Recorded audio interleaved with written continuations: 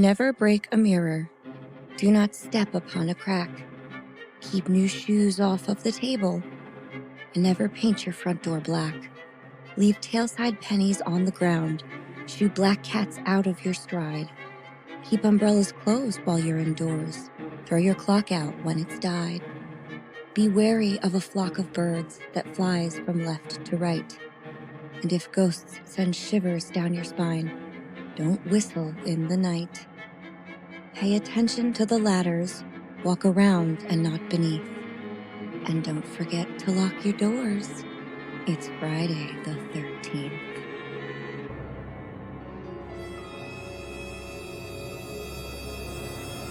I'm Holly. I'm Jon. And we would be dead.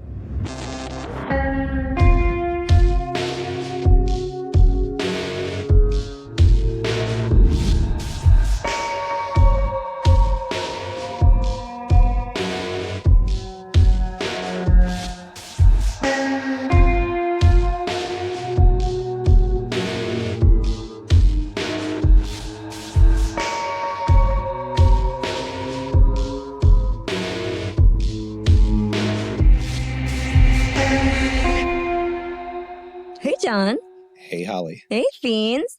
Happy Friday the 13th. Yay. It's the best day. This week, in honor of this luckiest unlucky of all days, we brought our editor and composer, Jon Katity, on to help me tell the story of a very real murder that was inspired by a lot of very not real murders. That's right? Correct. Yeah. Confused? Well, don't worry. It'll all make sense very soon. Today, we're talking about the ultimate horror fanboy and deeply troubled teen, Mark Branch. And we're very lucky this week, you guys, because Jon is a horror movie connoisseur. I would give you that title. I do enjoy horror movies. And you're a virtual treasure trove of little-known facts and trivia when it comes to them. So I'm really looking forward to everything you're going to have to add this week. And for those of you who don't know this, Jon is also Leslie's husband. Yes. So, how's Leslie? She's good. Her and the baby, Bowie, are very healthy. That's right, guys. They're establishing their routine right now, and Good. Everything's going great. Excellent. We're both very tired. You know what? Then you're doing it right. You're supposed to be tired. So yeah, guys, Leslie had the baby. We're so excited. So we drug Jon over here to cover for her. Leslie says hello. Well, we miss her so much. Our fiends have been asking about all of you guys, and there are so many well wishes to send your way. Everybody is thinking of you and so excited. And we really appreciate that. Thank you. I will pass that along. So having a newborn is exciting and wonderful, but also exhausting. So I'm willing to bet poor Leslie is feeling a little pale. A little bit, yeah. A little bit? Yeah. I feel like a little bit of an under-eye circle going on. A little tired. Yeah. You know, Am I right? Yeah. a little sluggish. Poor thing. Poor Leslie. I completely understand that feeling. A little drained. It happens. I call it looking like a swamp witch. But for Leslie, she's just a tired, beautiful little queen. She's still perfect. Of course. She's just tired and perfect. Obviously. But you know what? I've tried everything to combat those things, the paleness, the under-eye circles. And the only thing I've ever known to actually work is a nice cold compress of... validation, a hill worth dying on. Very good. Well done. Leslie's going to be so proud. I hope I did you proud, babe. I know she's proud. And best of all, our fiends can give us all a little bit of that validation free of charge. But how? But how, you must be asking yourself, Jon. Jon hears this every week. Yeah, I asked that. Good job. That was fun. Well, I will tell you. Simply head on over to Spotify or Apple Podcasts and leave us a 5-star rating and or a friendly review. It really is the only way to move this podcast forward. Ratings and reviews equal attention. Attention equals support. And support equals more and better content for all of you. Yay. But if you just can't wait for more We Would Be Dead in your life, don't worry. You don't have to. You can support us over on Patreon. There, for just a few dollars a month, you will gain access to our entire catalog of 30-minute horror movies. And if Leslie had given birth just a week later, this would have been one of them, Friday the 13th.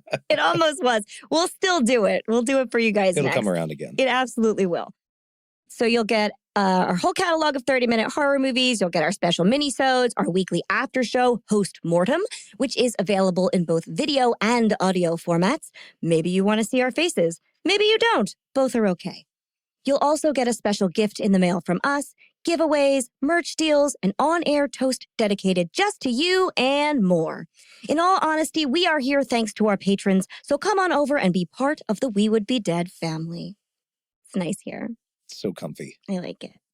And if all of that is a little too much for you, you can simply follow us on social media. We are at Would Be Dead Pod anywhere and everywhere you get your content. You can like our posts, share our posts, like and share our posts. That's a good one. Nice. Leave us a comment, post about your favorite episode. Let us know when you're listening. Tell a friend, tell a neighbor, tell the 20-something dude down the block who lives in his mom's garage, but somehow also has thousands of dollars worth of expensive movie memorabilia. What's his name? Sean. Sean. Okay. I see it. Then your friends and Sean can become fiends. We'll stay away from Sean for the most part, probably. Sean's happy where he is. Yeah, leave him in the garage. Yeah. He doesn't need to come. Nope. He can zoom in. It'll be fine. And then we can all hang out together or just wave at him as we walk by. That's for the best. Probably is for all of our best. I think that's all I have in the way of announcements for this week. John, do you have anything to add before we begin? No? Not particularly. All right then. On with the show.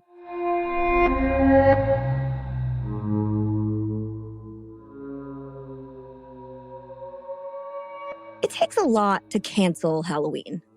I only remember it happening once in my entire lifetime. In 2012, after Hurricane Sandy ripped apart the Jersey Shore, tumbling whole boardwalk roller coasters into the sea and sweeping away houses as though they sat on a real-life Monopoly board. For those of you who don't know, Monopoly is a model of Atlantic City. Halloween was threatened to be canceled. Oh, no. Yes.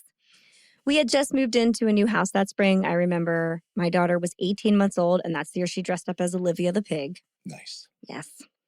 Governor Christie had just told us to stay off the beach while digging his toes into the sand.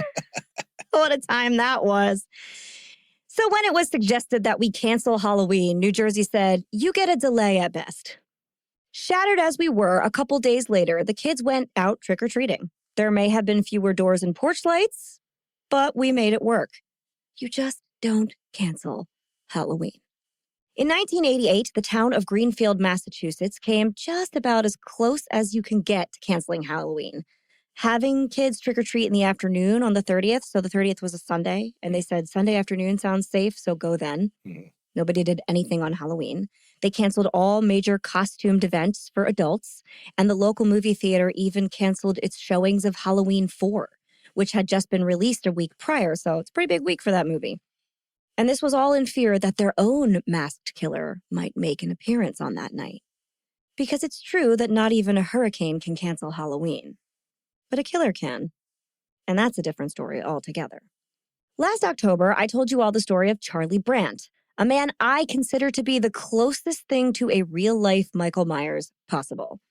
And John and I were just talking about this. It's so strange to me that he existed in a world that was not related to the movie at all. Mm-hmm. And yet, he was just so very similar to the character. So this year, it only seemed right to tell the story of a young man who wanted to be Jason Voorhees, and to do it on Friday the 13th. So appropriate. Perfect. So before we get into Mark's story, how about we talk a little bit about why Friday the 13th is even a thing anyway? You guys didn't think you'd get away without a history lesson, did you? It's me. Of course not. The truth of the matter is that nobody really knows why we all think Friday the 13th is unlucky for sure. It started its life as a day of good fortune. So how then and when did things go so wrong?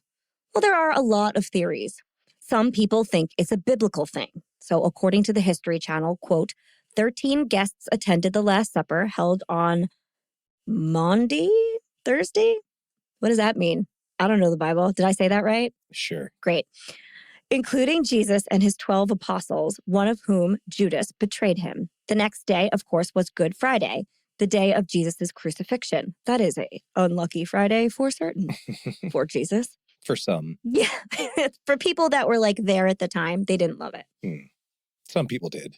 Yeah, I guess. See, I don't know the Bible. I thought everybody was sad. I just didn't want to be that guy who brought up the Roman Empire.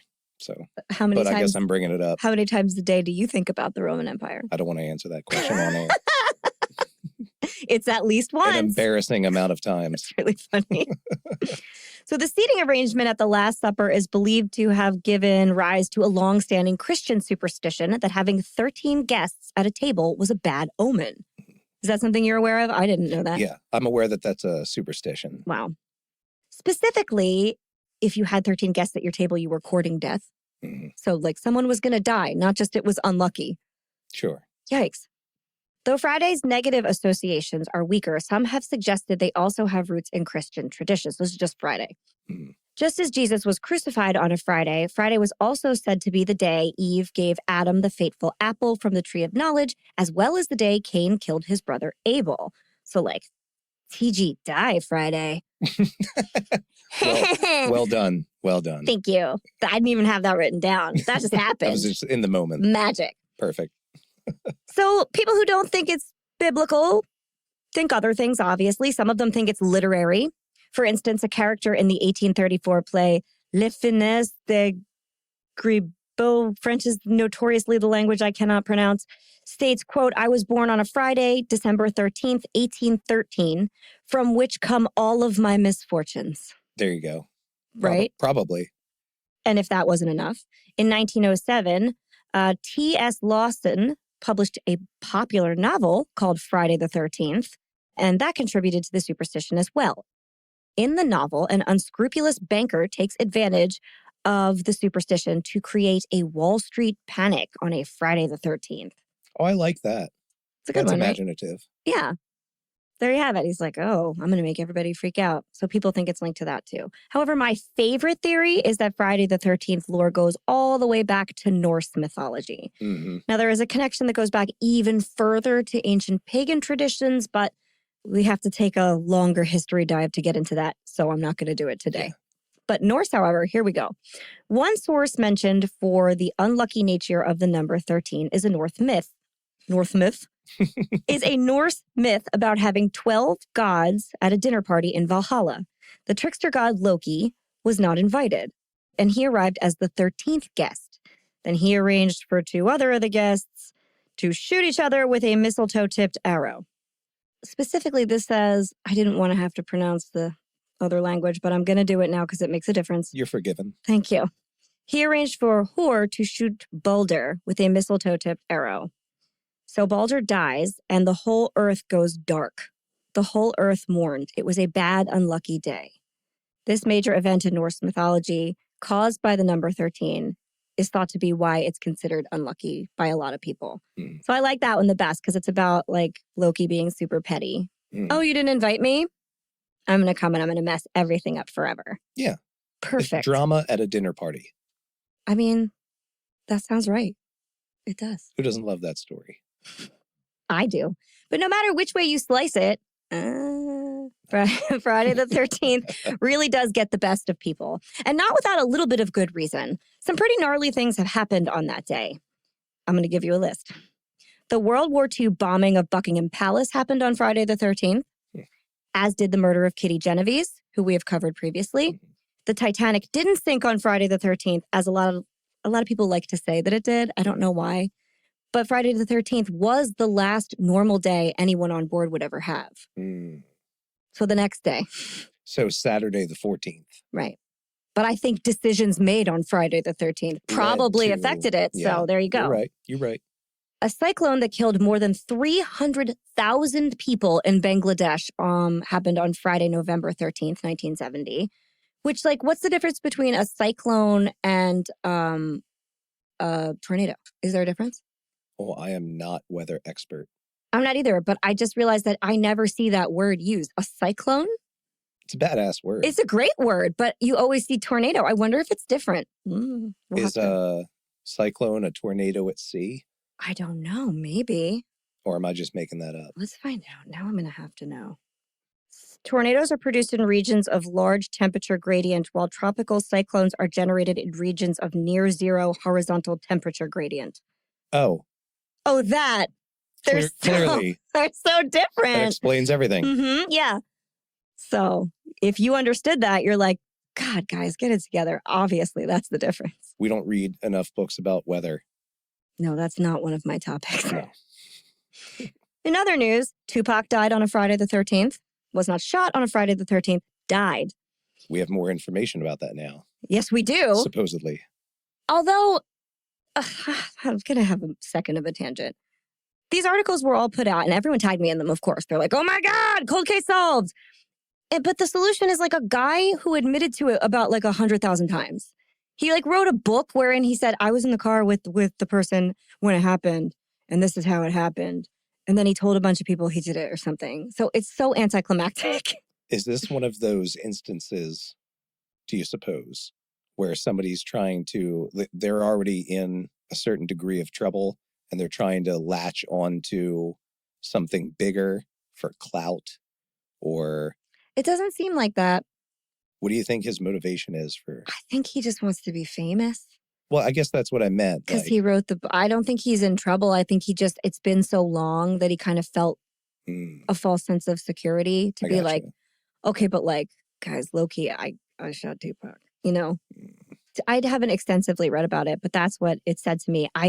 To be very honest with you, when I read that that's how they kind of sussed this out, I was furious because I thought I was going to read about some fucking cool forensic stuff they did. I was like, oh man, there's DNA that we didn't know about and they've tested it and they found him on like the database, or they did some really clever detective work where they found evidence we didn't know. It's just some guy who wrote a book. He was just like, by the way, remember this? That was me. It was me. And the cops were like, it was you. And that was it. Why would he confess unless he did it? I mean, but for years, this guy has been like, also, I'm pretty sure it was this kind of gun. And I think it happened this way. And this is what, he was just been slowly feeding them facts until he finally said it was him, is what it sounds like to me. Guys, I could be wrong. Again, I got so furious that this wasn't like an awesome forensic reveal that I couldn't read anything. So we can talk about Tupac another time. Another thing that happened on a Friday the 13th was Uruguayan Flight 571 crash landed in the Andes on Friday the 13th, 1972. Now, I don't know if that rings any bells, but it's the plane crash where the survivors famously ended up eating the dead to survive. The basis of the movie Alive. I think they were like a soccer team or something. I don't know. They ended up eating each other. Friday, March 13th, 2020 was the first official day of the COVID pandemic in the United States. Forgot that. Totally blocked that out of my mind. Cool. Something we celebrate every year. Right, we do now. And it doesn't stop there. According to NASA, an asteroid called 99942 Apophis.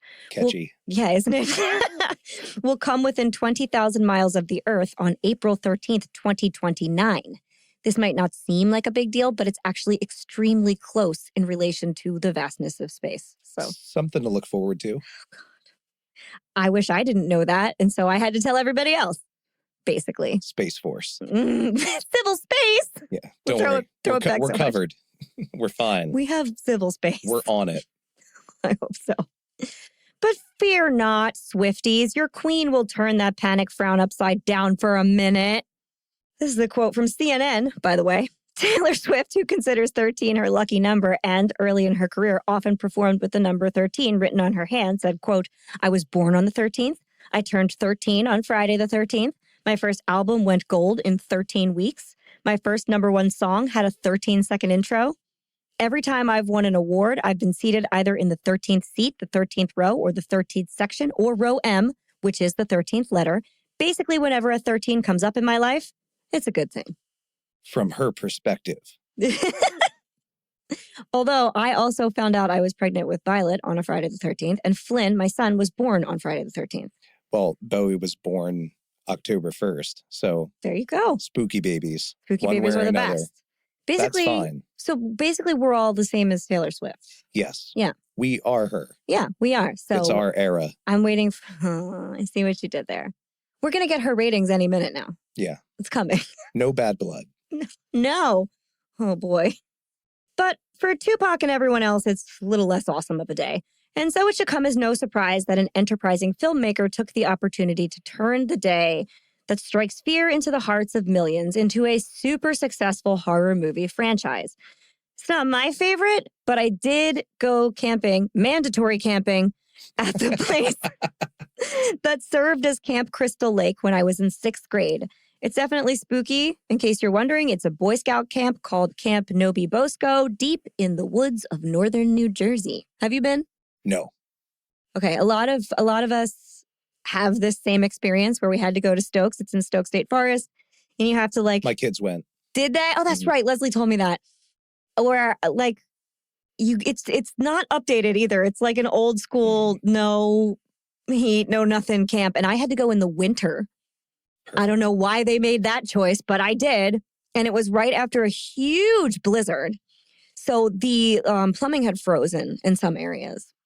Particularly spooky. But it is scary when you look over the lake where they shoot the Crystal Lake stuff. Like, it is definitely an eerie location. So I'll give it that. It's good for you as a kid. Oh, yeah. It's healthy. Oh, yeah. It's spooky enough. And the ghost story that they tell there is a really good one. And I tell it in one of our episodes. So you can go back and find that. If you need to. Yeah, right? Plug. I think it's on the Lake Bodom Murders one, but I can't remember. Anyway, for those of you who are unfamiliar with the film, Friday the 13th is about a group of attractive camp counselors who are brutally murdered by a machete-wielding madman in a hockey mask. That would be Jason. Or so you're led to believe for most of the movie. Jason has gone on to have scores of sequel movies devoted to him, even though, spoiler alert, he wasn't actually the killer in the original film. It was his mom, who we only call Mrs. Voorhees. She gets a name later on in the series, but I forget what it is right now. Good, because I'm like, this is eerily like a Mother No Name situation. Yeah, for like 3 or 4 movies, it's just Mrs. Voorhees. Do better. So the deal with Mrs. Voorhees is that Jason is her son. He attended Camp Crystal Lake like 30 years prior or something, and drowned in the lake while his counselors were having sex instead of watching him. Mm-hmm. I don't know a lot about this movie. Like, I can't even tell you who made this movie. I don't know anything about Friday the 13th. What do you want to tell us about Friday the 13th?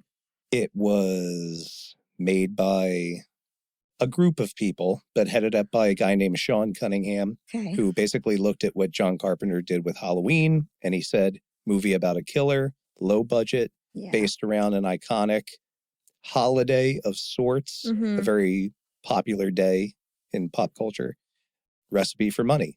So they took out an ad in Variety, I believe, at the time. That was an advertisement for Friday the 13th, the movie, like the new thing in terror. And they hadn't even made this film yet? They didn't have a script. Funny. They didn't have anything. They just wanted to see if there was interest. Oh. And it drummed up enough interest where they got about $500,000 to make this first movie in the franchise. That's very interesting. And it was only ever supposed to be this one-off type thing, type of a rip-off of what John Carpenter had done with Halloween. That's so formulaic. Yeah, it was meant to be from the get-go. I mean, like, as someone who creates things, I hate that. Mm-hmm. But the business end of it, you got to kind of respect it because it's still cranking out money. The first handful of those movies all were the top grossing movie at the time they came out. And I'm sorry, you guys, the first movie is the only one I've seen, and it is trash. It is not a good movie. The writing is awful.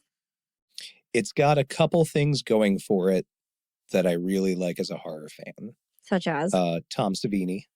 Okay, yeah. On special effects. Mm-hmm. Well, yeah, he's amazing always. Big George Romero fan. You know, anybody that, you know, has showcased Tom Savini's work as a practical effects artist.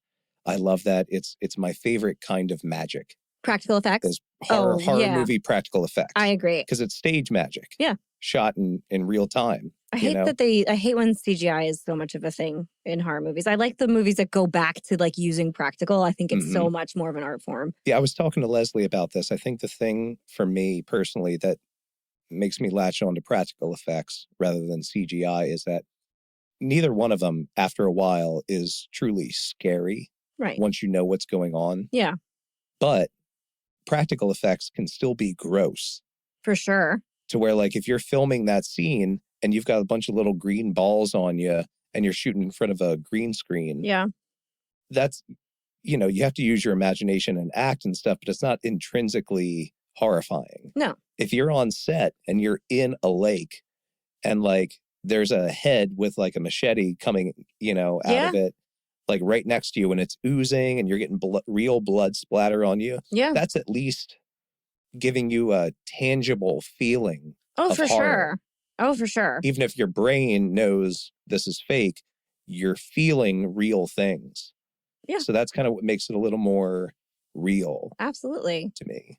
No, I don't So I disagree. love that about it. I love Tom Savini's, work on it. Kevin Bacon getting the arrow. Oh, that's through right. The, that's through the right. neck. Kevin Bacon's in that movie. I totally forgot. You can use this if you're still playing Kevin Bacon. You can use this movie. 6 Degrees it's of a very Kevin Bacon. good one to use. I also love the score. Harry Manfredini's score for this movie. I'm a big fan of horror movie scores. And he did something super interesting with this one.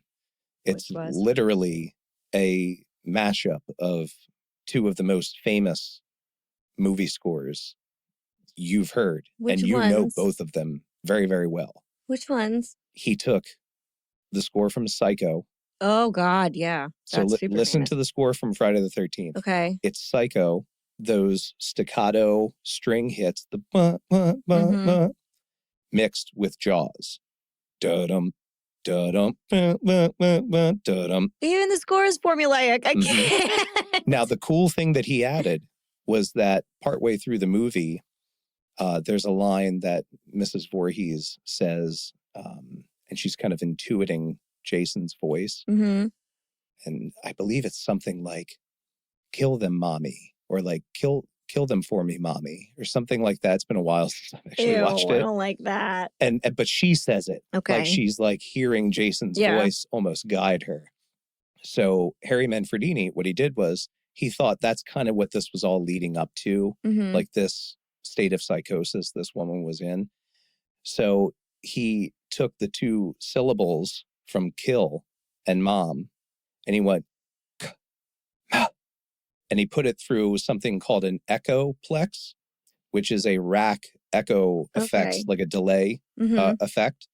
So that created the effect of going. No, that's very interesting. He's saying kill mom. Ew!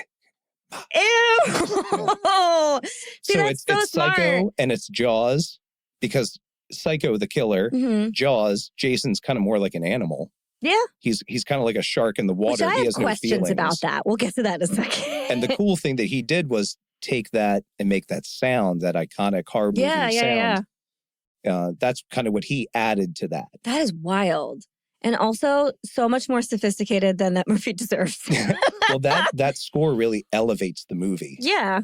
To where the writing isn't great, the acting isn't great sometimes, but that score makes it feel so classic. Yeah, I was just distracted because it's the writer in me that is so distracted by bad dialogue. Yeah. Bad dialogue kills me. And I'm just sitting there going like... It's like the Marvel Comics approach. Like they drew the pictures first and created some word bubbles and handed it to some writers. And they were like, fill it in. Basically. And I love the aesthetic of the film. I love that summer camp. I love the 70s color palette. I love the uniforms, the knee socks, obviously I love that. We have a whole photo shoot where we look like that because I love that aesthetic.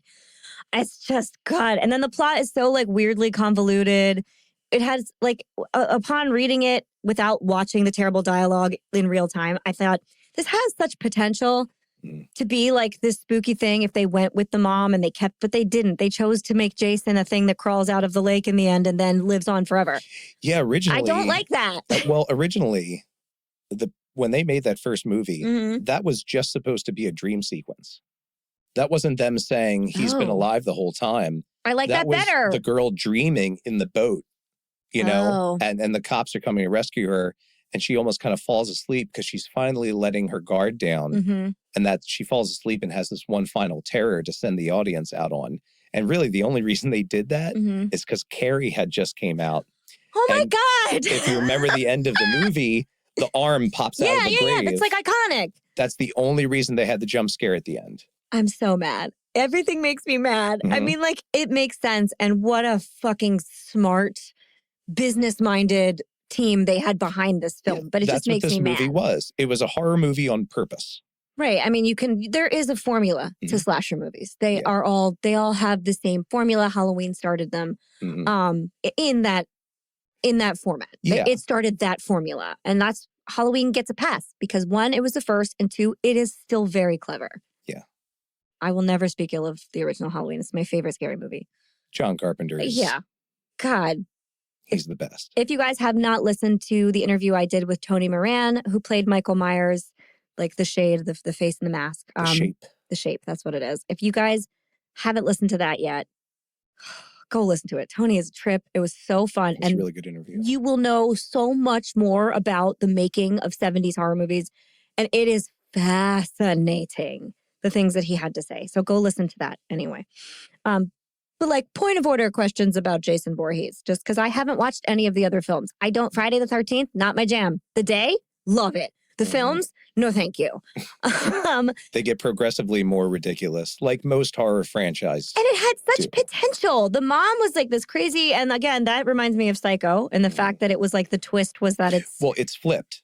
Yeah, because it's not Norman Bates. Because the mom is the one killing it with her son in her head, and Norman Bates is the killer with mom in the head in Psycho. And doesn't she have like the body with her at one point or something in the end of the movie, the mom in Friday the 13th? Or they allude to that?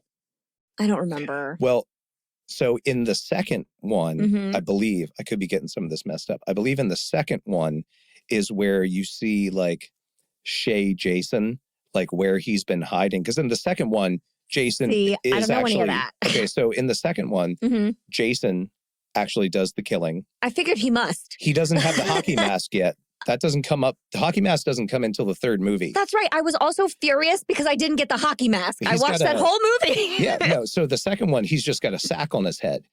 Ew, scarier. With one eye cut out. Yeah. Nope. But I think in that one, the final girl ends up getting away from Jason. Clearly. Because he has a little shrine set up to his mom. And because she gets her head cut off, spoilers, in the first movie, he's got her head sitting there and she finds his mom's sweater that she was wearing. So she puts it on and she talks to him like, Jason, you listen to me now kind of thing. And he kind of like does that dog head tilt thing. That's Michael Myers. Yeah, exactly. Same thing. Jason does the same things in these movies. I'm glad I didn't see that one because I get mad about ripping off things that I really like unless enough time has passed. So like if I watch a modern movie that takes from Halloween, and so many do. Yeah. Like all of them do. But if At least this one was honest about it. Yeah. If I see a direct homage moment where that head tilt happens, I get excited. Yeah. But if it's too close, I'm like, ugh. And it's a genius thing to do. Oh, yeah. It's so unnerving. Well, it's so animalistic and innocent at the same time. And pointed. He's looking at this, speaking of Michael Myers, if you guys haven't seen Halloween, what are you doing? He has like pinned this guy to the wall like a butterfly with his knife. And he just looks at it and just tilts his head like, look at that. It's innocent curiosity. Yeah, it's just like, huh. You have lots of creepy things pinned up around your house. I do. So Jason, we find out, is a real person, and he survived his drowning. Yeah, the chronology of these movies is very, very shaky at best. Yeah. All right. So in the second movie, it starts with like a tie-in to the first movie, and then skips ahead like a certain number of years. But all of a sudden, Jason's not like a little boy coming out of the lake. He's like a full-grown lumbering man type.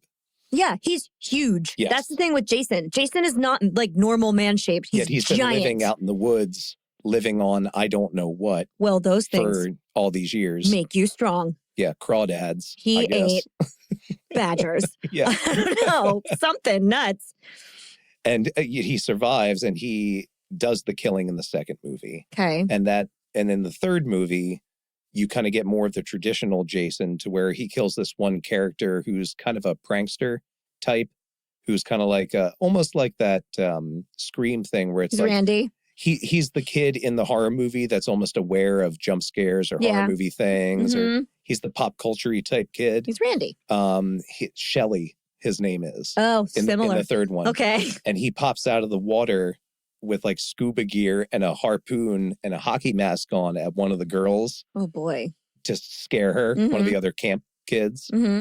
And later on, you see Jason wearing that mask. So he took Shelley's mask. So, and in the third movie, that's where we get the mask from, and it just became a thing. Does he have a hideous facial deformity? Is that why we can't see his face? Yeah. So if you notice in the first one, and I forget what this syndrome is called in medical terms, but I might know. Lay it on me. It's got when you have like a larger cranium, and then some of your facial features droop or are enlarged on one side. Okay. Tom Savini, was a war photographer in Vietnam. And that was one of the reasons why he's so good at special effects is he compared it to the real thing. And if it didn't give him the same feeling as seeing the real thing, he would know he have to do more work on it. So I believe that he based the first Jason that jumps out of the lake on a real medical condition. That's where he got his inspiration from. Okay. And in the subsequent movies, anytime you see Jason with his mask off in the first 4, 5 movies, he does have varying versions of some kind of a facial deformity. And you're almost led to believe that okay, well, he was a little bit different. He had some of these medical issues as a kid. Right. And that's why the camp counselors kind of let him drown in a way. See, I'd rather all of that be just in one movie. Yeah. Just put it all together in one actually well-developed. This is an afterthought. Your plot is an afterthought, and I don't appreciate it. We're looking for this to be art, and it is in a certain kind of way, but it's not highfalutin. It's very this is why we want to see some kills. We want to see some TNA. We want to sell some tickets. That's part of the formula, man. That's totally part of the formula. Don't get distracted. Jason's going to kill you. See, if we were less concerned with quality and just had a formula for things, maybe we'd have bajillion dollars. Yeah. We have too much integrity. We do. Here at We Would Be Dead We headquarters. Do. That's the problem. Yeah. It's a good problem to have. We think so, clearly. Not financially, but but in other ways that yes, it is. Okay, so now I know a little bit more about what Jason is and where the hockey mask came from, because really, part of me was just like, what? That's why he's an icon, but it's not even in the original form of the film. So I don't understand. You know what somebody who has a ton of money and wants to make a ton of money should do is take those first few Friday the 13th and put them together to make a good movie and then redo it all together. But, at the same time, there's a certain charm to those movies to where they've done newer versions and they've done remakes. Did they do a remake of that one? I did not know that. And they just don't have the same charm anymore. It's kind of the thing with the new Exorcist movie. There's been so many movies about exorcisms at this point. We need that. Exactly. It's redundant. It doesn't add anything.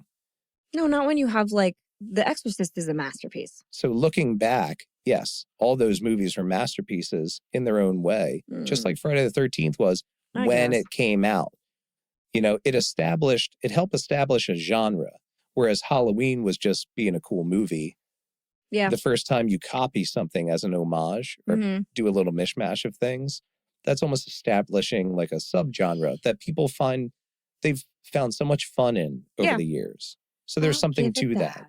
All right, I'll stop shitting on Friday the 13th. Jason's a scary villain. I mean, the image is very frightening. The fact that he's larger than life, the obscured face. We've talked umpteen times about why obscured faces are so frightening on this podcast. They really are. And so I was under the impression that he had a large knife, like a machete, but then there are some pictures that he has an axe. He uses everything to kill. Okay, so he does not have, Michael Myers, it's a butcher knife. Sure. But with even Jason, even Michael Myers will use he uses other what's stuff. laying around. Iconically, he has a big old knife. But because of the flashback and stuff. So Jason kills with a machete, iconically, a lot. So then that's his weapon of choice. It does come up a lot. Because this is going to come back when we touch on this real case. But he'll just squeeze and pop your head till your brains come out, too. When you spend your life in the woods eating badgers and you're 7 feet tall, you can do that. Yeah, do what you got to do. You do. And sometimes you have to do that. It's all good. But you know what? If my special needs child drowned in a lake while the counselors were supposed to be watching him and were fucking instead, I might go kill all the counselors. Well, that's kind sympathetic. The actress who played Mrs. Voorhees actually brings this up. She's like, she said, people will bring their babies up and get their pictures taken with me. And I'm always like, why do you love this character so much? And parents will look at me and say, we get it. We get it. For sure. She's way more interesting than the actual, like, to me, than actual Jason is after that. I think that character of the mother is very interesting. But the other one, I'm not. There's a lot of good things about that first movie. Yeah. All right. I'll go with you on that. So Jason Voorhees, now that we know as much as there can be known in a short period of time about him, he doesn't sound like much of a hero, per se. Even if he didn't do the killing in the first film, he's still not great. And he's designed to be a manifestation of everyone's worst fear. So if he is designed off Michael Myers, that is what Michael Myers was designed to be. Everyone's worst fear, which is a faceless killer who enters your home while you are unaware, or cabin, as it were, that's still their temporary home, in secret, and performs horrific acts without reason or mercy, right? That's the formula. He's something that you can project your own fears onto. Exactly, because he's faceless. Kind of a blank canvas. Absolutely. And while plenty of young men dress up as Jason on Halloween, and they still do, Jason is still a pretty popular Halloween costume. Almost none of them actually want to be him. Which brings us to Mark Branch. Mark Branch is an interesting character, and we'll get to him in 1 second a little more. First, let's talk about 18-year-old Sharon Gregory. Sharon Gregory was studying psychology at Greenfield Community College. We're in Greenfield, Massachusetts, for anyone who didn't remember that from the very beginning. That's where we are. Sharon was a good student. She was well-liked by her peers. She had a boyfriend named Chris and friends that she hung out with after school and on weekends. She was living the very, college freshman dream. Just no stress, normal life, textbook, really. She lived at home with her parents, because remember I said community college, so she commuted, and her twin sister, Cheryl. All in all, Sharon is a pretty happy young woman looking out onto a future of endless possibilities. For one of her introductory psychology classes that year, though, Cheryl had to write a psychological profile on someone. I don't know if this assignment would work out well today. This is 1988, so it's a little bit different. So she had to write a profile on someone, anybody. She could interview anyone and write their psychological profile. And since Cheryl is an ambitious young lady, she chose a off-kilter, colorful local character named Mark Branch. I believe it is irresponsible for a professor to have allowed that to happen, because this is someone who, they said you can use anyone. And this man, as we'll come to find out, is documentedly unstable. He was exactly the wrong person to choose. Right. I mean, she felt that he was the exact right person to choose because it's the most material. But for her actual safety, this was not advisable. Which is why I don't know that it would happen today. For a student exercise. Right. She's not a professional. This is a first-year student of psychology. Yeah. So she chooses Mark. Mark was 19 years old. He worked at the local Stop and Shop. He wasn't attending college, but he had been kicked out of 2 high schools in the past 5 years. Interesting. Yes. But one was the public high school, and then he went to a private school, and he was kicked out of that one too.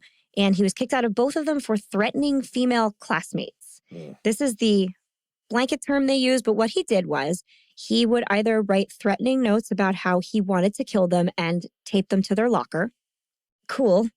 Or he would call them anonymously, not be like, hey, it's Mark, but creepy voice, not saying who it is, and say sexually disgusting things to them over the phone. And this is like a 15-year-old kid. So that's not awesome. And it didn't go over very well. But Mark did manage to finish out his high school degree at the special program he went to for psychologically troubled youth. So he then went to an outpatient at-risk youth program where they gave you therapy and they would help you finish your high school degree. Okay. Great. That's fine. Go finish. It has a very rehabby name, like New Promises of Hope or something. And it's not there anymore, so it doesn't matter. But that's how he graduated. After he graduated, he didn't go on to college, but he was working and living and doing okay. And for the Branch family, who there is nothing about anywhere online, not one fact, Not his parents. You can't find anything about these people. But for them, apparently this was enough. Could be for the best. Could be. Could be. I would love to say it's because the media is protecting them, but the media doesn't protect anyone. So it's definitely not because of that. But Mark also hung out with like local kids his age still, or he tried to, I should say, because he did not have a lot of friends in high school. Shock, surprise. He's like gluing murder notes to lockers. So he had a friend here and there, but he didn't have like a pack that he ran with. And he continued to kind of try and attach himself onto groups, even though he didn't go to college after high school. That's just who this guy kind of was. He was the guy that you would hang out with in a crowd and he would say something that like just kind of missed. You're like, you went a little too far and now we all need to walk away from you. Mm-hmm. From what I've gathered, that's who this guy kind of was. And the friends he did have, and anyone within earshot really, also knew that he was completely obsessed with horror movies. A lot of us like horror movies. Mm-hmm. This is a next level thing. He liked the gorier the better too. He loved slasher movies. He especially liked Michael Myers and Jason Voorhees. They were his favorites. And they were kind of the same. So we can see he clearly liked a thing. He had a thing. Mm-hmm. He had a type, we should say. And what year is this? 1988. Okay. So this is Halloween 4, just came out. And this is the height of slasherdom. Oh, for sure. I don't know how many Friday the 13th there were at that point, but we were at Jason territory because he also collected hockey masks. Yeah. So he had like a whole display with a bunch of them that he had just purchased or were costume pieces. And then he actually owned some of the prop masks that were used in the films. So he like was very invested in the horror movie culture, which right now is a pretty valid hobby. Like you can go to conventions, you can collect things. It's not super duper fringe or niche, but in 1988, it kind of was. Mm-hmm. So the fact that he was able to find some of this stuff was curious to people around him. It wasn't just like, oh yeah, that guy, he probably went on eBay. Yeah. So it is more of note than it would be now. Mm. But everyone likes to talk about their special interests, right? That's what we're doing right now. Yep. But Mark Branch did this to just like completely unsolicited. So he would be just hanging out with a group of people or just one of his friends, and he would be talking incessantly about like, well, if I was going to kill somebody, this is how I'd do it. It'd be really cool to like go and murder people. Like his slant on these slasher films and these iconic killer characters seem to be kind of hero worshipy. Mm-hmm. Also not a good slant. You don't want that. You can have someone who appreciates the character and the story. But if you're like, oh man, I would do it this way, and it's so cool that this guy did this, I think part of that is very natural. Sure. Especially when you make the villain, so to speak, kind of sympathetic. Sure. Right? Which Jason is definitely way more humanized than, say, Michael Myers was at first. Right. Michael Myers' whole thing at first was that there was no reason why he had did no this. soul. That was it was like he's just blank. Yeah, Dr. Loomis harps on it the whole movie. Oh yeah. Whereas with Jason, it's all about this tragic backstory. Sure. So I get in that instance feeling almost like a kinsmanship with that character a little more easily. He's a troubled kid. He doesn't fit in with people himself. He's fighting social battles of his own. And I guess he sees this guy like taking out, I guess, some level of revenge on people. I don't know that Jason's a revenge killer, but like his mother was. In a way, I mean, he supposedly sees his mother get decapitated in the first movie. Yeah. So that could be the onus for the rest of his actions. You could look at it that way. In that way, I mean, it's not very far away from a little boy like in Batman. Right. You're right. But again, today, we can recognize certain red flags in this situation. In hindsight. Yeah, because we've seen a lot more of things like this happen. We've seen troubled, especially young men, end up, I don't know, shooting up their schools. So we've done a little more study into that kind of facet of culture. But at the time, he was just a weird kid. That's all people knew. They were like, all right.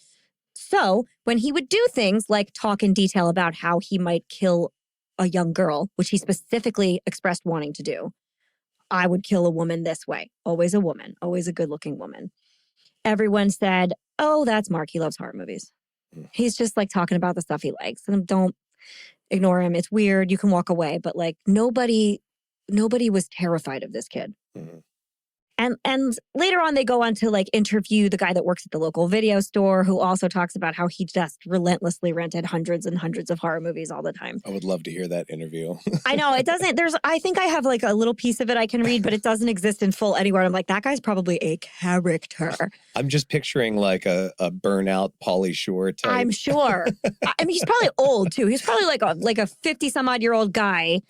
Like, this is my life. Yeah. That's not old. Middle age. We'll go middle age. We're creeping up on that ourselves, Holly. So. Oh, we are. But I'm saying in terms of video store clerk, he wasn't a high school kid. He was definitely a full-scale adult. Like, I'm picturing the very pretentious, nerdy guy from The Simpsons. Exactly. Yeah. Who's like, knows everything about all of them. Yeah, I really want that to be true. In reality, the interview with the guy that works at Stop and Shop is a little more like that, but whatever, it's fine. So Mark was describing murders in this garish and cinematic style, but there were no red flags going off. However, that opinion would change on October 24th. So on October 24th, 1988, Cheryl, which is Sharon's twin sister, and I always mix up their names because they're so close. Some parent named their kids Sharon and Cheryl. They did. They did. You know, I know a family and their kids are named Tim, Tom, Tyler, and Taylor. No. And I could never, I mean, wonderful family, but I could never do that. This isn't even totally alliterative because Cheryl is spelled with a CH and Sharon is spelled with an SH. Ooh. The sound is there, but the spelling is different. Oh, that's so weird. I know. And my brain cannot fully differentiate what I'm just reading. I confuse them all the time. Dissect that one in therapy. Yeah, right. So her sister, we're going to go through in 1 second and go through the actual probable cause affidavit, which won't take long because it's the 80s and it wasn't super long. But I'm going to tell the story just in broad strokes so that when we go in, we know what we're dealing with. Cheryl goes home. She's coming home after, I don't know what she was doing because they lived at home, as I mentioned. And at least I believe they lived at home. Now I'm doubting myself. We're going to get to it in the probable cause affidavit in 1 second. She goes to her sister's house. She goes in the front door. She's concerned. She hasn't heard from her sister. She's wondering why she hasn't heard from her. She enters the front door. There's nobody there. She looks around. She goes up to the bathroom. She finds her sister totally eviscerated in the bathtub, just like stabbed in the chest, throat slit, like horror movie killed. This is not like, and nothing's gone. So this is not burglary gone awry. This is like clearly, very clearly murder. Her along with a neighbor call the police. The police come. They say, what do you think happened? And her sister Cheryl immediately goes, she was afraid of a man named Mark Branch. It's so fast. Well, I'll get you all the details, guys, I promise. But I need to make this very clear. The reason this episode can't be 3 hours devoted to this case is because there's no investigation. It's just like, it was this guy, Mark. It was. She wrote a paper on him. He did not like it, apparently. He was like not loving the fact, like what she wrote about him. He did not like the outcome and he wanted it back from her.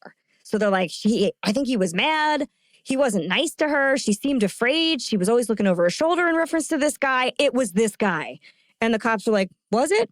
And then they speak to the neighbor across the street. The neighbor's like, oh, you mean the guy who drove the gray Chevy and showed up at this house yesterday at this time and walked in the front door and then left however many minutes later? That guy? And they're like, yeah, that's the guy. He might as well have just walked in the police station himself and been like, well, I did it. Exactly, because they didn't look for anyone else. There is beyond that, there is no investigation. They're like, well, we got to find Mark Branch. Mm-hmm. So they go out to try and find him and he's nowhere to be found, which is odd. He like disappeared off the face of the earth. He has friends who can give him the lead up to where he was until the event. But afterwards, we have no idea. And a month later, they find his car on the edge of the woods in a neighboring town. They go look around a little bit. They see nothing in his car. And the days following, a hunter in those woods comes upon his body hanging from a tree. The medical examiner collects his body and discovers that the hanging occurred what appears to be right after the murder. So police, who enjoyed the most logical answer, say, well, clearly he was distressed. He killed Sharon. I knew I was going to do it. And then he drove out to the woods and hanged himself. And everyone was like, that sounds right. And then that was it. So meanwhile, there's a month's time in between the discovering of him and the murder. And that is where we get to the fact that they tried to cancel Halloween.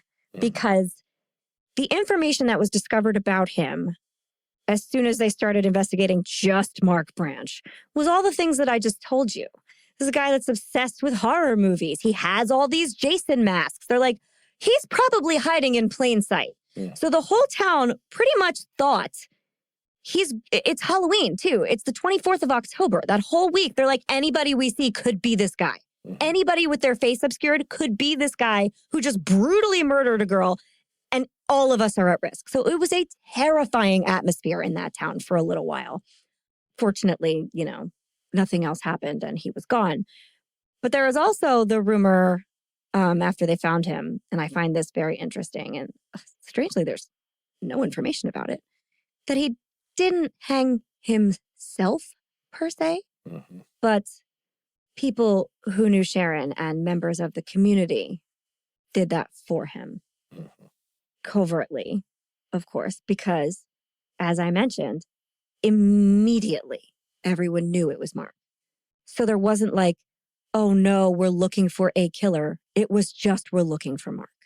So the likelihood that a group of locals could have hunted him down is pretty high. If he didn't leave the area, just saying. So now that we know the basic arc of the story, let's go through the probable cause affidavit. I'm sorry, I'm just picturing, did you watch all the new Halloween movies? I did. Okay. I'm just picturing all the townspeople with torches chanting evil dies tonight. Same thing, probably, in their head, not out loud. Out loud, they were like, you should still go trick-or-treating, but on Sunday afternoon. They canceled, and that's the other funny thing about this, is that they didn't cancel kids' Halloween. They relocated it so the kids would be safe. And parents were encouraged to still have their children engage in all kinds of Halloween activities. But they canceled adult Halloween activities because they were not worried about a child in costume. They were worried about an adult in costume. Yeah. So it was painfully clear. And they also, that's why they didn't play specifically Halloween, because they were concerned that he would show up to that. Because that was his thing, was horror movies. They're like, well, this guy who's wandering around in a mask killing people is going to roll up at the movies. Yeah, but it's just so, it's so stereotypical that it's probably not accurate. Well, also every article, and I have a really excellent sensational quote that I'll read in 1 second about them discovering his body. But every article about this case also says that he killed Sharon while wearing the Jason mask. There is no way to tell that. Yeah, how would There's you know that? no way to tell that. I don't know why. I mean, it does make for a better story. I get it. But there is, I mean, maybe he did. Maybe he did. But also maybe he didn't, and we have no proof either way. Which leads me to further think, like we discussed this earlier, the only reason anyone knows about this story is because of the pop culture tie-in. Sure. And that sounds very callous. But there are so many murders. But I don't think it's untrue. No. Especially if, like, this was something that a town didn't necessarily want to talk about. Might be easier to frame it in a, oh, yeah, this movie tie-in kind of way. Nothing to see here. We definitely didn't all band together to kill this kid who we judged outside the court system. Yep. Nothing to see here. Which, frankly, I lean towards that theory pretty heavily. And I'm not, I mean, you've heard everything I've ever said. I do not lean against, like, facts and science ever. I really don't. I don't go into conspiracies. That's not my thing. But there are no, the fact that I just found this probable cause affidavit and that it only exists in one location, and there's just so few verifiable facts available on this case, just nothing. I mean, really nothing. Even a newspaper article from a local newspaper that I will read, which interviews all of his friends, is buried under tons of other things. You cannot find it online. It's buried within another article, then it's clickable and you have to download it. It's like, it's not there. Yeah, I don't want to sound like a conspiracy theorist right now, Mhm. because you can open the door for this line of thinking and go way too far with it. But any fact you've heard, any document you've read has been documented and written down by another human being. Sure. And in a way, you're choosing to trust that what this person has documented was actually what happened. And it's not just something you're reading on the internet or something that was stuck in a record box. Yeah. And I know that flies in the face of, we need to all believe in, that there is a common truth here and that we can believe in things. But at the same time, just take it with a grain of salt. This is written down by somebody else who may have had different motivations. Like in this instance, a town that was trying to cover up what they thought was vigilante justice. Yeah. So but that's is why more akin to like sundown town activity. It absolutely is. But I mean, without the racism. But that's why when I research a case and when we fully produce a whole case, I triangulate information. I never just trust a source. I have tons of sources. And I don't tell our listeners a fact unless I have read that fact in at least 3 other places, all of which are places who have checked their facts. So yeah, we are believing interviews and stuff, but triangulating things really does show you all the angles and you can kind of suss out approximately what's going on. Which makes this case troubling. Exactly, because I can't triangulate any of this. All I have are like Ranker articles and like the CNN coverage about Friday the 13th. That's like a puff piece. It's not like pop culture. All of it is. All of it is. It does not exist in like a very news-related format. Yeah. So to me, I was like, this is fun to talk about because it's Friday the 13th, but I can't give it the normal attention I give a case. Yeah. It doesn't exist. So what I'm going to do is I'm going to go through the affidavit and then I'm going to go through the one good article that I do think has video surrogate in it for you. Nice. And then we can kind of give our thoughts on it. So here you guys go. Okay, so following is the text of Greenfield Police Captain Joseph P. LaChance's affidavit summarizing events before and after the murder of Sharon Gregory on October 24th, which established Mark Branch as the chief suspect in the crime. Quote, I am a police officer with the Greenfield Police Department. I have been so employed for over 20 years. My rank is captain. On October 24th, 1988, at approximately 12:30 p.m., this is bright light of day, I was notified that the Greenfield Police Department had received information of a death at 138 South Shelburne Road in Greenfield. The report was made by the wife of Greenfield Police Officer Harry Burns. Why was it made by Harry Burns' wife? We don't know. Who had learned of the death through the deceased's sister. Why is that the woman that made the police report? That is never done. Never done. The police report isn't some random police officer's wife. That is what I'm talking about.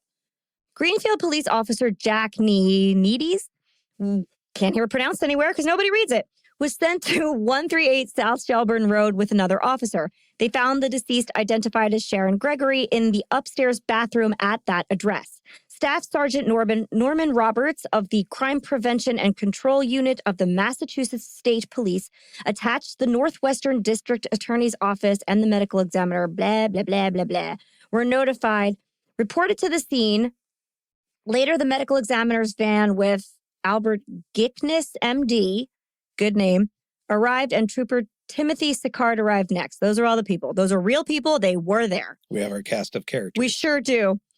Preliminary examination of the deceased at the scene showed evidence of multiple stab wounds about the back and head and that the deceased's throat had been slashed. There was a large amount of blood in the bathroom and outer hall, as well as traces of blood on the stairway. The weapon used to inflict the injuries was not found at the scene, and the deceased was clothed. We never find that weapon, BT dubs. Detective F. Peter Clark spoke with the deceased's sister, Cheryl. She resided at the same address, with the deceased and their parents. She told Detective Clark that the deceased had recently been concerned about an individual named Mark. So there it is, immediately, who Cheryl knew to be a person who hung around with Scott Landry of Maple Street in Greenfield. Now, Scott Landry is his one friend, and every piece of information we know about Mark, we get from Scott. Okay. The deceased had told Cheryl she was frightened by the manner in which Mark stared at her and other things. Cheryl said that she did not know Mark's last name. Yes, she did. But that she had been to his residence. Cheryl and I proceeded pursuant to her directions to Meadow Lane, that's his house in Greenfield. She pointed out a house, which is 112 Meadow Lane, as being the house at which Mark lived. So Cheryl was able to take them to Mark's house. Later, I went to 112 Meadow Lane, a single-family home with Detective Clark and Trooper Leonard Crossman of CPAC. We went to the door and knocked. The door was answered by Mrs. Branch, Mother No Name. Detective Clark knew Mrs. Branch to be the mother of Mark Branch, who Detective Clark knew from an investigation several years ago. He knew the mom? No, he knew Mark. Mark. I'm guessing it was because of the notes on girls' lockers, but it doesn't say. Yeah. Mrs. Branch responded that Mark Branch was not at home, but that he did live at that address. She said that she had seen Mark Branch that morning at the house at about 10:30 a.m. with Scott Landry. She had then left to go shopping and had not seen Mark Branch since. Prior to 10:30 a.m., Mark Branch had gone to and returned from a meeting with his counselor at the Massachusetts Rehabilitation Commission, part of the special school scenario. Okay. Mrs. Branch described Mark's motor vehicle. It's a gray Chevrolet Chevette in good shape. A check with the Registry of Motor Vehicles through the computer link shows a registration to Mark W. Branch at 112 Meadow Lane in Greenfield, so it all checks out. He drove a 1983 Chevy Chevette. It was gray with Massachusetts registration and plates. The vehicle is listed as a two-door sedan, and there's all the numbers on it. At 6:25 p.m., Michael J. Rockwell of 144 South Shelburne Road, Greenfield, which is the residence directly west of the deceased's residence and who is employed by Judd, it doesn't matter. So this is the neighbor. Telephoned Greenfield police. He then came into the department where he was interviewed by Sergeant Edward Paremba and Trooper Timothy Sicard. Mr. Rockwell told the officers that at noon on this date, so this just happened in the daytime. I was under the impression that it was overnight because, again, there are no facts. He had just begun to watch television, so he was watching his programs, when he heard the sound of a car door closing. The sound came from the driveway to the east of his house.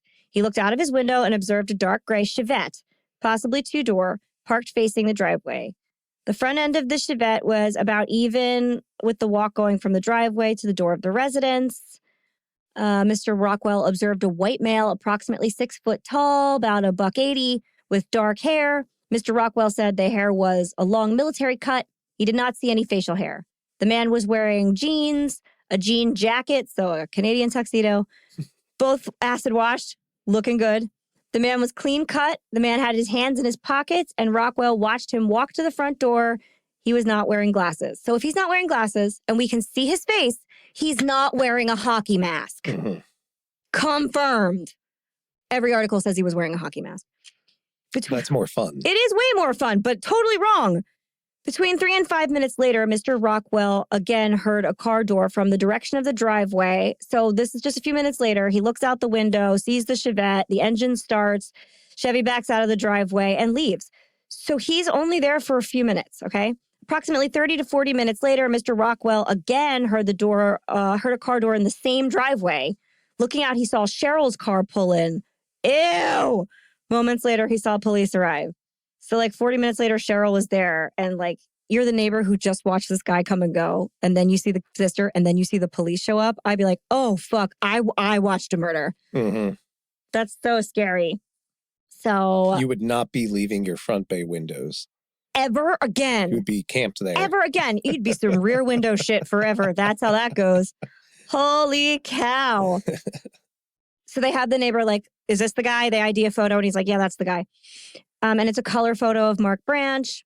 Pretty accurate. So there you go. And they have Scott ID him too. Is this Mark? Yeah, that's Mark. Again, never any question, never any mystery. No. No confusion. Nope. Everybody knows it's this kid. Yep. It is this kid. Yeah. No investigation. It just is this kid. Which is also true, but wow, what a leap. I've never read another case where they're like, we think it's this guy. And the cops were like, it's definitely that guy. We're not going to even look. Mm-hmm. I mean, they cops align to one person sometimes, like their suspect in their mind, but it's rarely just someone who's like mentioned off the cuff. It's usually someone a cop likes to fixate on. Mm-hmm. So Troopers Sicard and Leonard Crossman met with Scott Landry and his father at the police department. Remember, Scott Landry is like Mark's one friend. According to Trooper Sicard, Scott Landry provided the following information. Scott spent October 24th, 1988 with Mark Branch from about 8:15 until 11:30 a.m. At 8:15 a.m., Scott Landry picked up Mark at Mark's house in Scott's car to bring him to an 8:30 appointment at Massachusetts Rehab in Greenfield. Scott saw Mark Branch's gray Chevette at Mark's house at 112 Meadow Lane that morning when he picked him up. But Mark said he had no gas. And there was an air conditioner in the rear that required fixing, and it was warm out. So Mark said he didn't want to drive. Scott Landry dropped Mark Branch off for his appointment. He saw Mark Branch at 9:15 next by Galvin's Liquor Store in Greenfield on the corner of Ames and School Street. They drove back to Mark's house together. They got the air conditioner from the back of Mark's car. I guess there was a wall unit air conditioner in his car, so he didn't want to drive around with that. I thought it was warm. Never mind. They put the air conditioner in Scott's father's truck, which Scott had been driving. Both of them went in the truck to Scott's house at 15 Maple Street in Greenfield. They arrived between 9:40 and 9:50 in the a.m. According to Scott, from his interview with Troopers Sicard and Crossman, they went inside Scott's house and then they began to record MTV. Wow. So you could go back and watch the videos, you know. That brings back memories. Right? I thought that was a fun detail. Yeah. At 10:07 a.m., Sharon called Scott. So Sharon, this is the victim in this case, called Scott, the one friend. Scott answered. She was crying. She asked if Scott had a car. He told her he did not. He asked her if everything was okay, and she said that she was not sure. She said that she had tried to call her boyfriend, Chris Therian, at Greenfield High School, but he was not allowed to take her call. Scott told her how to start the car and to call back if it would not start. According to Scott, she never called back. Okay, that's weird. So Mark, who was with Scott, would know she was in her house without a car. Mm-hmm. Mark Branch asked Scott who had called. Scott told him it was Sharon and that she had been unable to start her car. Mark asked why her parents had not brought her to school at Greenfield Community College. Scott told Mark that Sharon's parents were working and were not at home. So this is how Mark has all of this information. Mm-hmm. About 15 minutes later, Mark Branch went into Scott's father's bedroom to make a telephone call.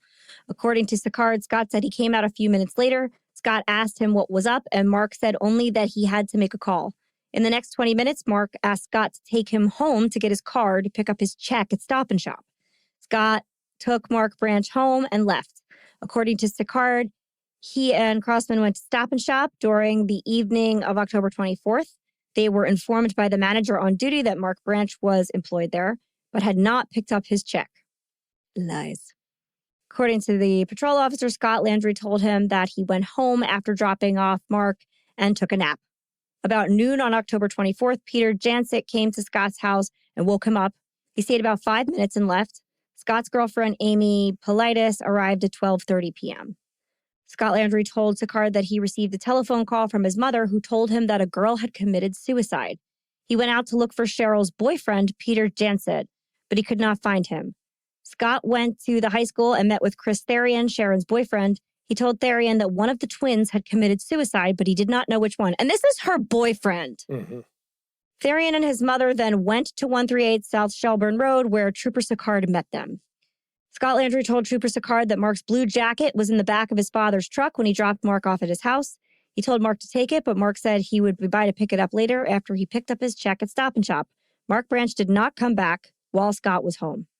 Scott Landry further told Trooper Sicard that Mark Branch would at times wander aloud, how it would feel to kill someone.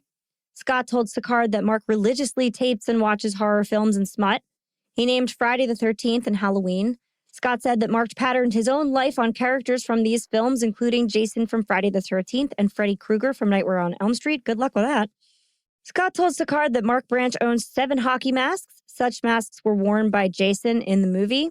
According to Scott, Mark does not play hockey. Good detail. He also has the same kind of combat boots and shirts that are worn by the main characters in some of these horror movies. See, like Michael Myers' heavy black boots, I'm guessing. Yeah. Scott Landry told Sicard that he and Mark had hung out together since 3rd or 4th grade. Oh, and if you guys listen to the Tony Moran interview, those are military boots. They're like Air Force boots. Anyway, he said Mark had attended a school for troubled kids and that Mark's mother had once told Scott that Mark had attempted suicide. That fact is in no other articles anywhere. Scott also said Mark had gone to Belmont State Hospital for about a year between his 16th and 18th birthdays. He also attended a special school in Northampton for young people with mental or emotional difficulties. Again, not included anywhere. Trooper Sicard called Northampton Center for Children and Family Services on Pomeroy Terrace in Northampton, and they confirmed that Mark Branch had been enrolled there and had graduated. Special school. Scott Landry told Trooper Sicard that Sharon and Cheryl Gregory often mocked him and made fun of him in his presence. Boo. Within the last week, Mark Branch had said to Scott that these two girls angered him. Scott Landry told Sicard that Sharon Gregory had taken photographs of Mark Branch and that Mark had told Scott that he wanted those photographs back. Detective Peter Skerritt returned to 138 South Shelburne Road after 11 p.m. on October 24th. He found 2 photographs of Mark Branch under a box on top of a desk in the deceased's room. So Sharon had those pictures.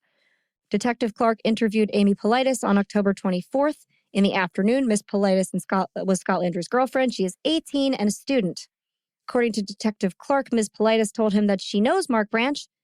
She said further that Mark was an admirer of the movie Friday the 13th and of Jason. Ms. Politis told Detective Clark that Scott Landry and Mark Branch would watch violent movies, such as Friday the 13th at home, and Mark talked about living out a fantasy of being Jason, the character from the series of the Friday the 13th movies. She also said Mark had shown her items he had purchased through the mail about Jason from the movies, and that he kept these items in his room. These items included dolls of Jason, the hockey mask used by Jason, and videotapes of the movies with Jason.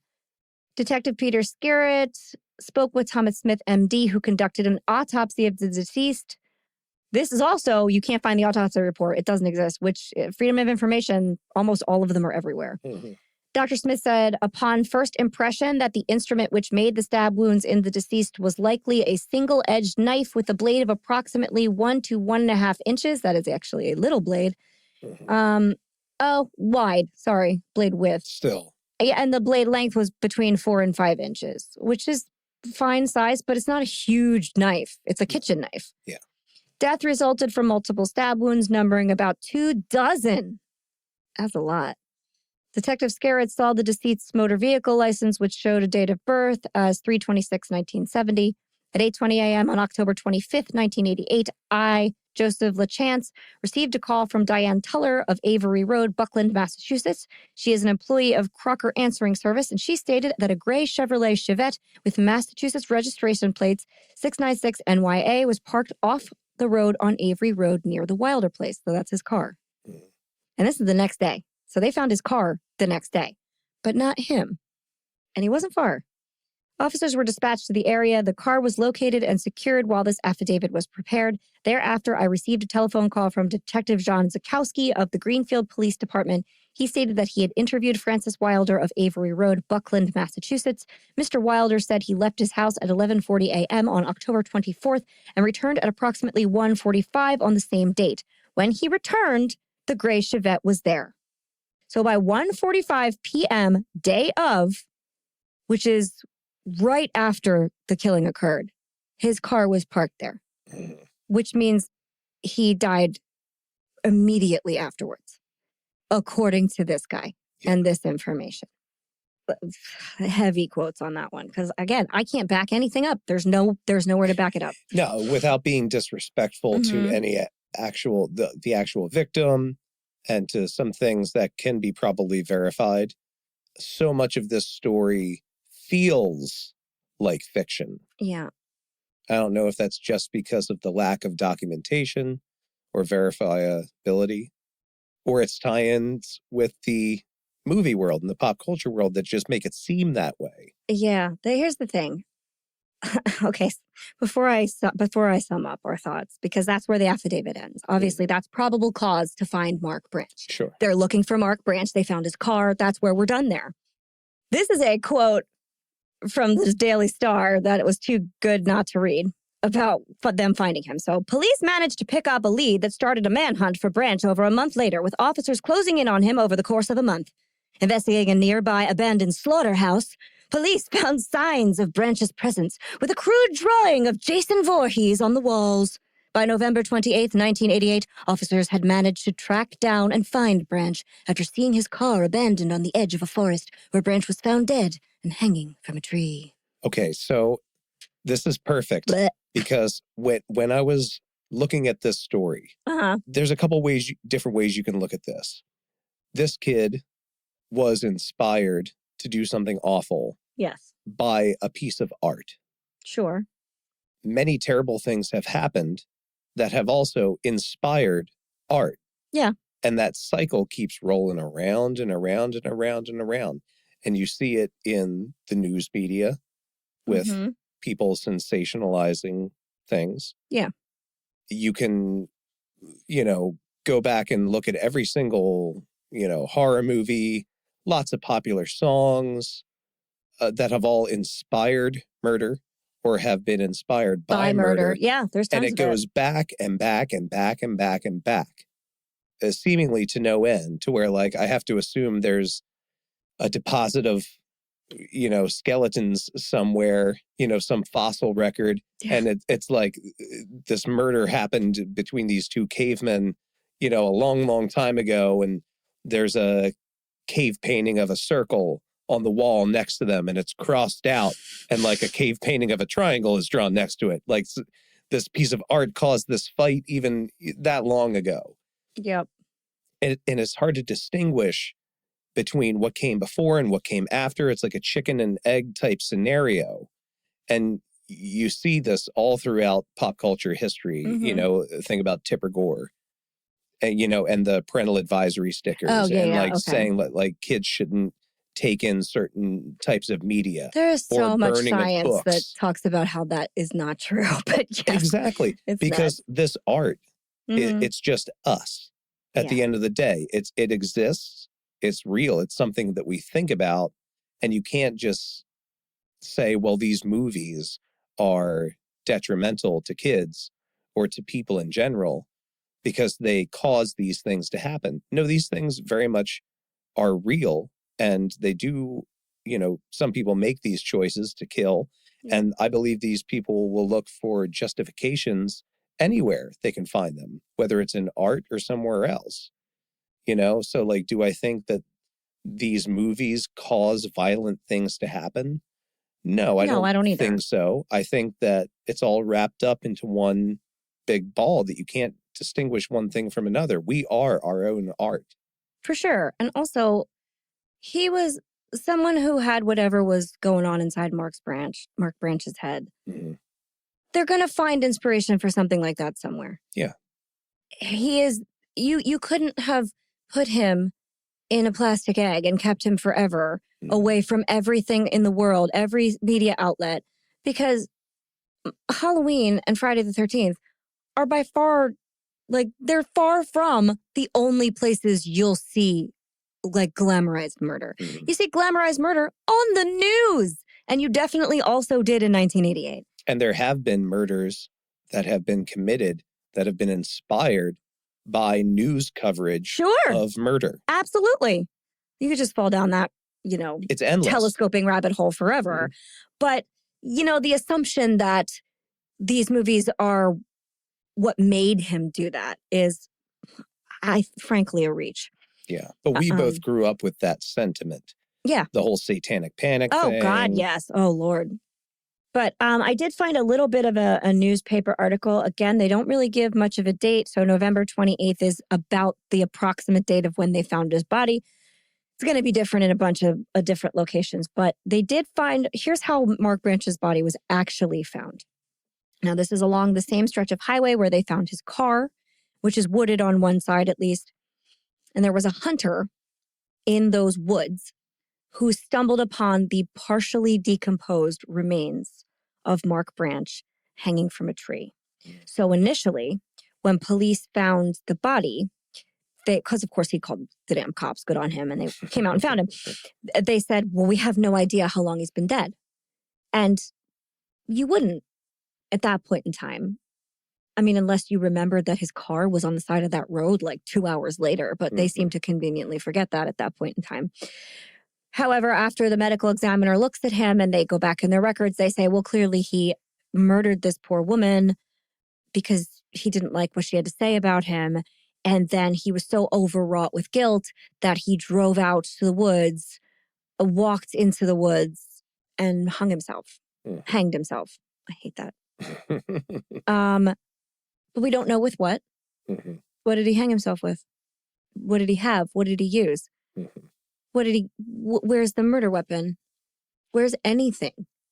I struggle to find any like really good, concrete, evidentiary information like at all. And this one like compiled list of documents is really the only thing I could find that had any newspaper articles in it. And I truly don't see anything that's like, here, Hunter finds more than deer.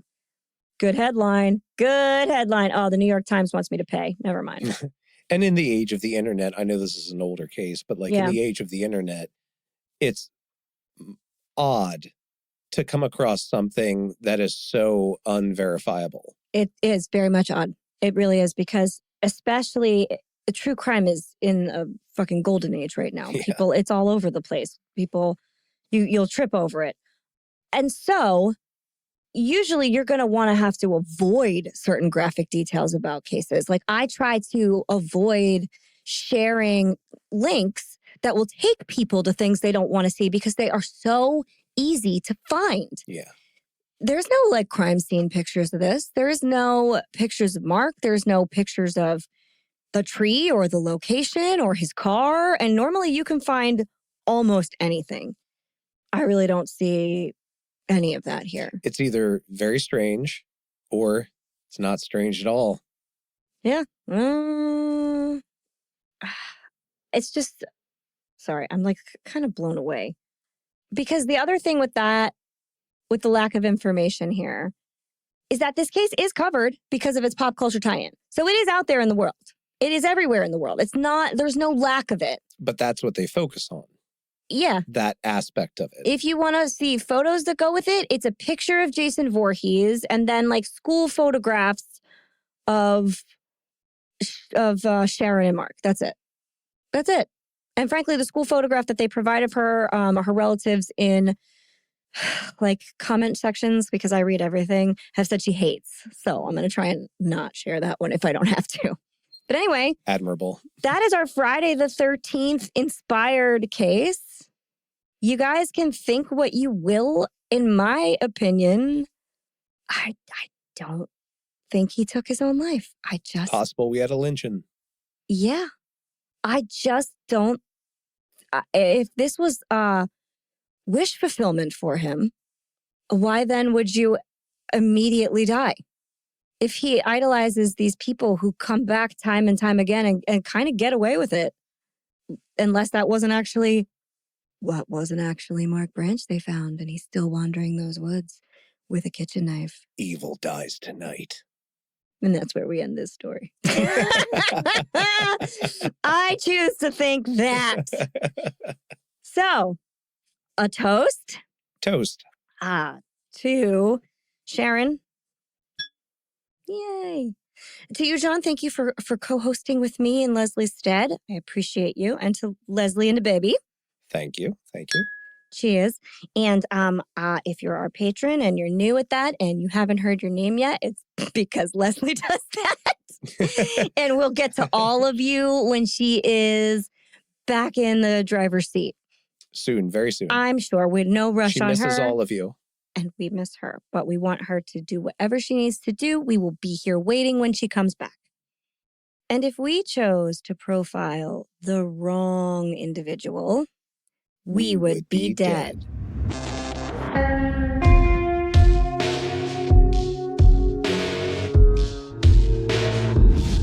Thank you for listening to the We Would Be Dead podcast. Hit subscribe now to never miss an episode. Rate and review our show on iTunes. Follow us on Facebook, Instagram, and Twitter at Would Be Dead Pod.